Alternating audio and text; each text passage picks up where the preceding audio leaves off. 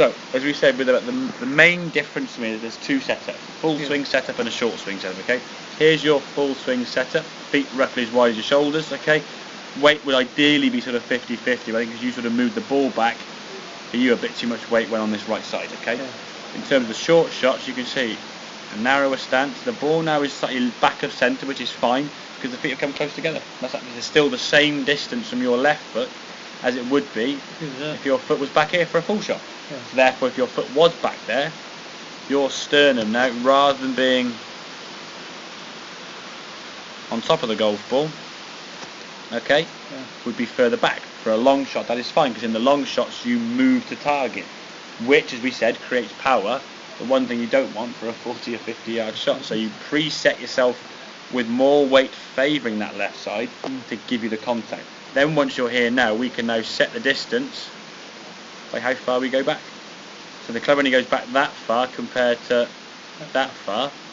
That's creating a lot more power. I think like on a catapult or elastic band, you pull it back, the further back it gets pulled, the further it's going to go. You can't try and grab it midway and then stop it, it's gone. Okay? So a shorter back swing now, okay?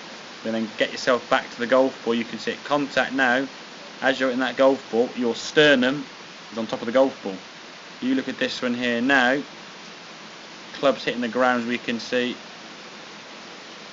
behind the golf ball. There's your sternum because you're leaning back behind it. Now what happens is when you're striking the ground here, especially in the winter time or the weather now, you hit the ground there, you get a face full of mud, and the ball goes about 10 yards, isn't it? Okay, but what was happening, people then start putting the ball further back to try and strike the ground where the ball was going to go. Whereas the ball moves further back, so does your body relative to where that ball is. And they say pros on the television taking divots, and you think, well, but they're taking divots after the ball, not before the ball, you see. And that's the biggest thing. I think a lot of people, when they hit the ground as a club golfer, recreational golfer, most golfers then hit the ground this side. So when they hit the ground, it's a bad thing because the ground will soften the club face, slow the club down, you lose power. A pro's hitting the ground this side of the golf ball. So they've made contact with the ball as the club continues to come down, hence why they take a divot after the golf ball, because the club's going this way, whereas a recreational golfer or club golfer is trying to lift the ball up in the air, hitting the ground this side of the ball, and therefore then topping the ball or hitting the ground and just fatting it, okay?